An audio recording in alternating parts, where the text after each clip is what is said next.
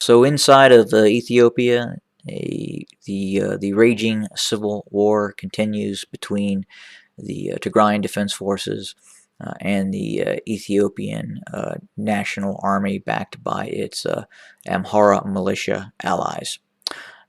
There has been recent photographs coming out of the Afar region, which would indicate the Ethiopian army is possibly utilizing drones inside of the Afar region and possibly other places as well. Now, I wanted to again have another look at the area where we can now confirm that we observed the Prime Minister Abiy Ahmed allegedly inspecting one of these drone stations. So first and foremost, this is the air base that these drones were operating out of, and again, we've not seen any form of press release or combat camera footage that you would generally release after a successful drone strike. So, if you remember the Azeri Armenian conflict, the Azeris were constantly releasing combat footage showing these drone strikes hitting targets inside of Karabakh and attacking Armenian formations. We've not seen any of that sort of footage whatsoever. And that leads me to believe that if the Ethiopian army is actually utilizing drones, it is of a limited strike capacity. And these drones could be the CH-4 drone. Now, the question is what version of the CH-4 do the Ethiopians possess? Is it the CH-4A or is it the CH-4B? The CH-4B does have a strike capability. The CH-4A is designed for reconnaissance, is a reconnaissance platform. And obviously it could be used for some sort of artillery observation as well. But again, we have not seen any of these drone strikes that, if actually occurred, would be displayed by the Ethiopian army. And if we did have successful drone strikes by the Ethiopian Army or Air Force, obviously the Ethiopian state would be displaying that versus a very brief glimpse of this alleged drone operating station that may or may not be operating out of this airbase.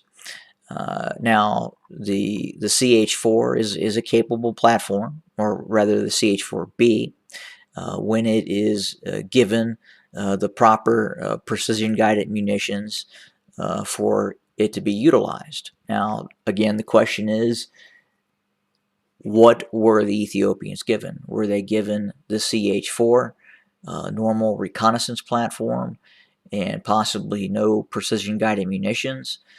Could we be seeing a tandem use, a possible use of the CH-4 or the CH-4 ground station, and then another type of drone being used in more of a kamikaze type of attack, which would be much less accurate, and you just would not be able to continue that sort of operation, as it would become very, very expensive.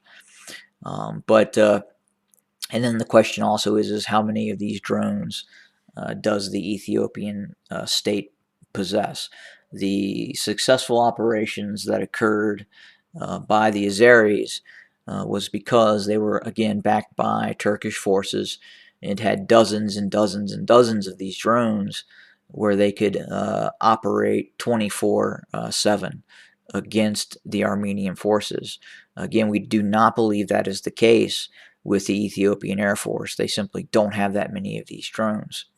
And then the question is how many are actually exist? Did they receive precision-guided munitions? And we simply don't know the answer to that. But I would say at this point, it's safe to say that this is probably some sort of Chinese drone, possibly the CH-4, and it's used as a reconnaissance system.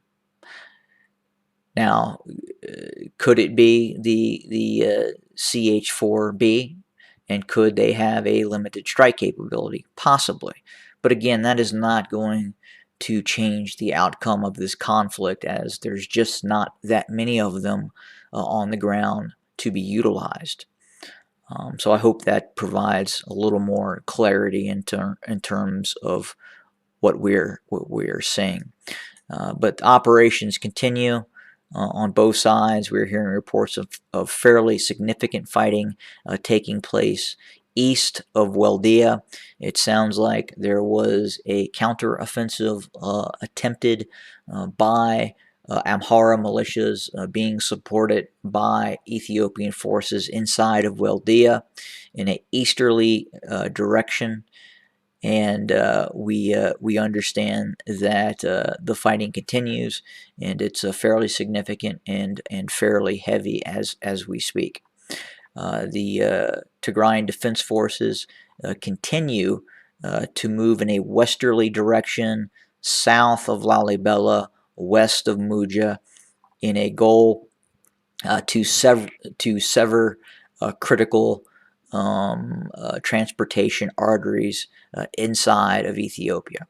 And that is occurring, and the Tigrayan Defense Forces continue to press their attacks in a westerly direction towards what you could eventually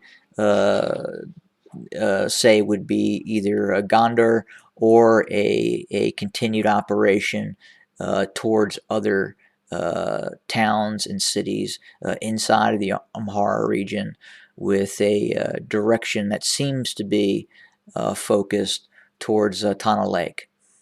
Now, will the TDF progress that far from its operational start points near Weldia and Kobo, and obviously their current staging grounds near Muja as they progress west?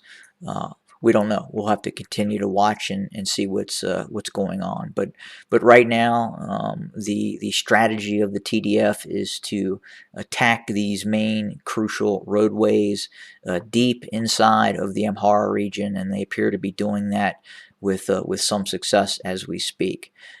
In terms of other operational areas, such as operations near Debark, Debark is still under siege. Tigrayan Defense Forces are still operating and have captured many terrain features north of Debark, and those operations continue as we speak. We're not seeing as many operations that are taking place in western Tigray, but again, most of the Tigrayan combat power, the TDF's combat power, is not focused right now on seizing western Tigray.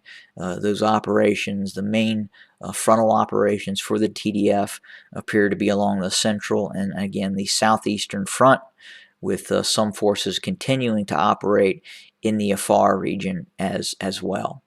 But that's where we stand for today.